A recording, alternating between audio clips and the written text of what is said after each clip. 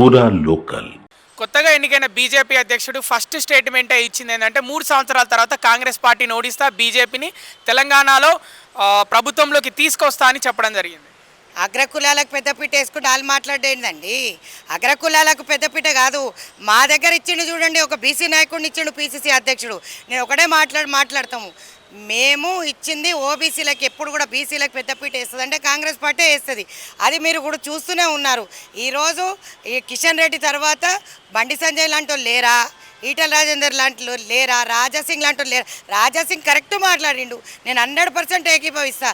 BC నాయకులే లేనట్టు వారిని తీసుకొచ్చి కూర్చోబెట్టడం, వాళ్ళ ఓబీసీ మీద బీసీ కులాల మీద ఎంత చిత్తశుద్ధి ఉందనేదే చెప్తున్నాను. ఈరోజు మేము కులగణన ప్రారంభించినామంటే ఆడ క్యాబినెట్ని కూర్చోబెట్టి మోదీ గారు కులగణన చేయాలని చెప్పిండు. అంటే మేము ఏదైనా చేస్తే వాళ్ళు చేస్తారు, అంటే కాపీ కొట్టడం అలవాటు అయిపోయింది బీజేపీ వాళ్ళకి అని అంటారు.